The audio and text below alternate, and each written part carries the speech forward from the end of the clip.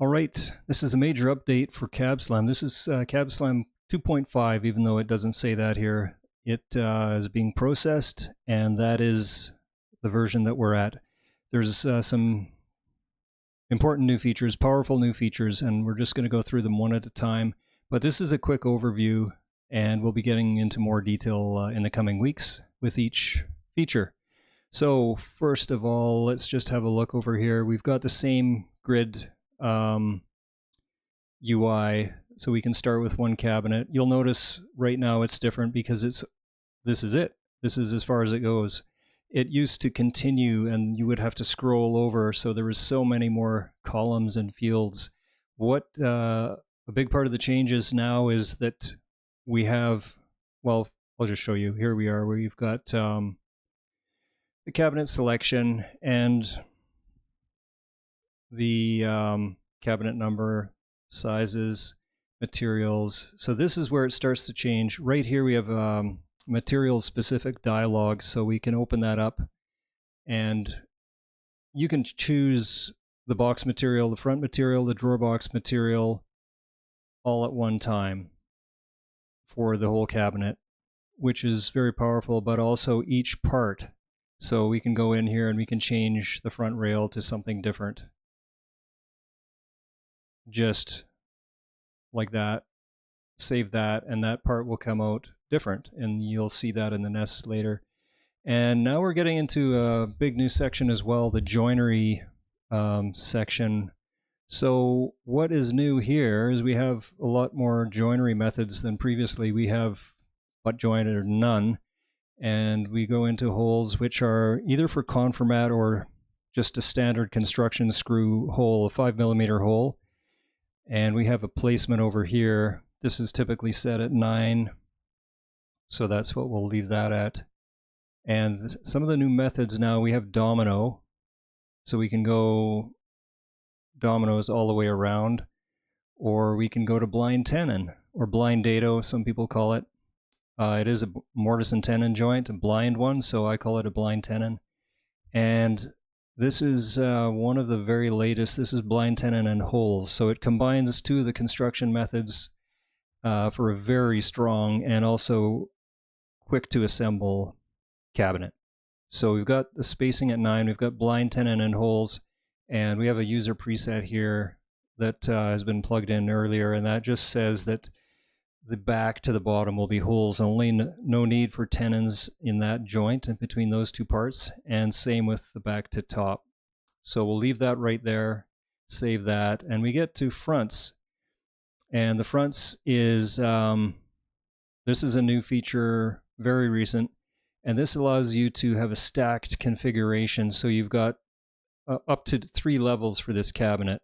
And you sometimes see these in oven cabinets, where you've got a lot going on. You may have a lift door at the very top, so that's what we'll do here. We'll go top hinged door, and this cabinet, we're going to make it 90 inches high, so we will, let's say we'll split this at 80, and we will do another split down at 32, and these are pretty much arbitrary. You can split these wherever it makes sense for your design, and you'll see why this is happening here. We have 3 levels that I just selected. So you split the fronts at the 80-inch mark and the 32-inch mark, meaning you have now 3 different sets of fronts on that cabinet. And here's the mid. So in the mid section, let's go double. Double meaning double doors, but not any double doors. We're going to put some inner drawers behind there. We're going to put 4 inner drawers behind those doors. And then you get to the bottom, and what we'll do here is standard drawers, and we'll have 5 standard drawers. So there are the 3 areas, and you can choose your number of hinges, the offsets, top and bottom, middle adjustments on those hinges. Here's the slide selection. We'll go with bloom. The spacers, because we have inner drawers in the mid, we do need spacers, so I'm going to click on both right there. There are some more advanced features here. As an example, drawer front height adjust for the lower drawers for the bottom section. I'm just going to put in 6, 7, 8 And what that will do is you can specify the top. This is the top, second one down, third one down. You can specify those heights to whatever you want. Just again to match up to, if you have a cutlery drawer on either side, that's a particular height, you can match up to that, no problem. So we're going to save that.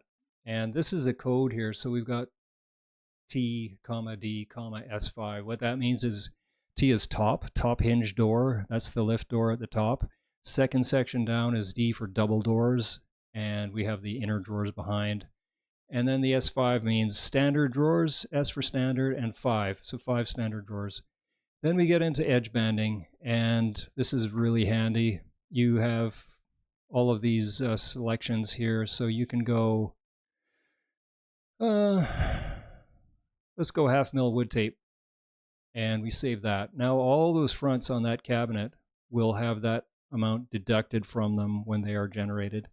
And here's your standard reveals, left, right, top, bottom, and the gap sizes. You can leave those as they are, do whatever you need to do there.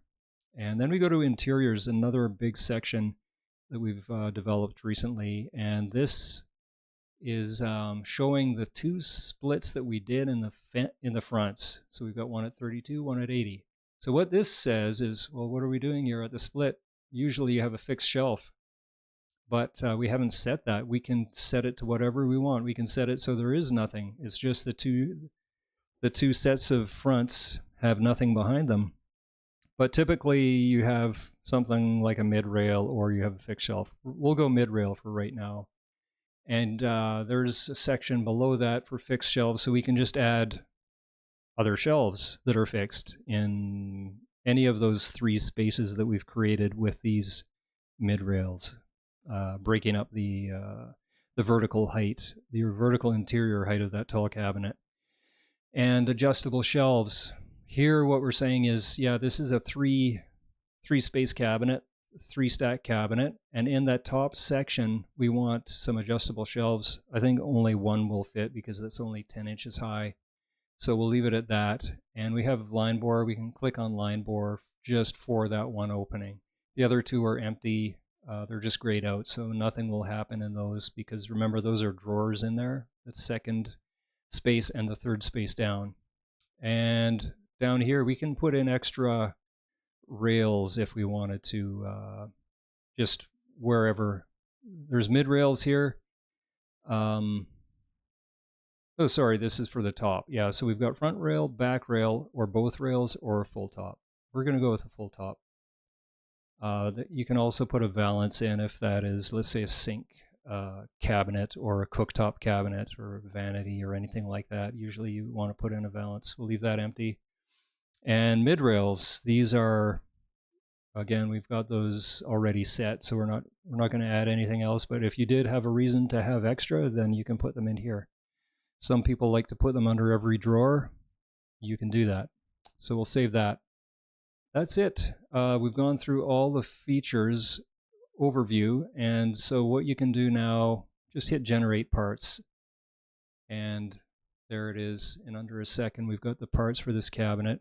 So right away we can go to BricsCAD and we can plug that in to generate the parts, and here we are.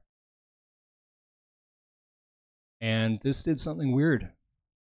So I did something wrong in the settings, but isn't that weird? So it's got the height of the cabinet, but it's cut it off here. So I'm going to go back, figure this out, and I'm just going to delete this right now. Let's see what I did. What did I do? I know what I did. Check it out there. I left that at 40. This needs to be 90. The height of the cabinet is 90, and the splits are at 80. So that's what I had in my mind when I said we only have 10 inches up there, because I intended to put it at 90. So that is it. I think that should fix it. Let's try it again here. Generate parts. Try this. Plug it into BricsCAD. There, that's better. And we can see what's going on inside there if we just switch over to X-ray. There's our inner drawers right here. There's our standard drawers at the bottom. And this is our lift door at the top. It looks a little fuzzy.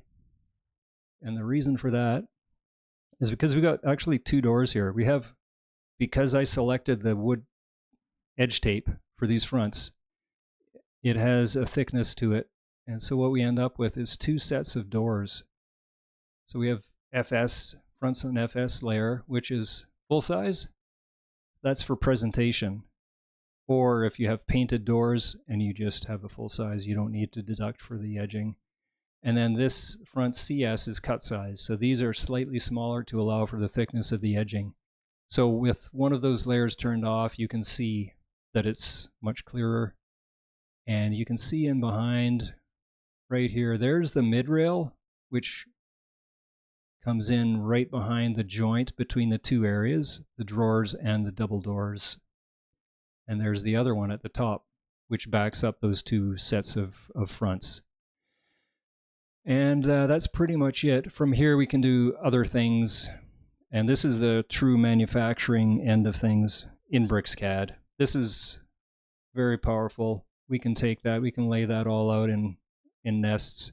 All the machining is there. There's the mid rails, there's our hinge holes, there's our holes for the slides, which are actually on spacers. That's why they're shallow. And another mid rail. That's the blind tenon that I was mentioning. And so the blind tenon with holes. And we get over here, there's the other side. There's the top. You can see the hinge holes in the top as well. And the doors with the hinge holes. And all the drawer parts as well with the grooves for the bottoms. So from there, we can do other things. We can actually look at the DXFs that will be generated. Just like that. There's our DXFs, how they will appear if you were to generate them and look at them one by one. I like to see all of them together, so that's why this is a thing. You can see the layers that these are on. It's an outline layer. This is a special layer just for display purposes, EDS. And we have the groove here, so that is on pocket layer. So it's a good way to check. And if you look here, there's our thickness of material. And if you look on this outline, we have the thickness of material. So that matches. And that is it. I just wanted to do a quick example with these new features, and I hope you enjoyed it. Let me know in the comments if you'd like to see anything in particular. We've got a lot more to go, and I will be going through this, like I mentioned, so we'll be checking out these new ideas as we move along. Thanks a lot.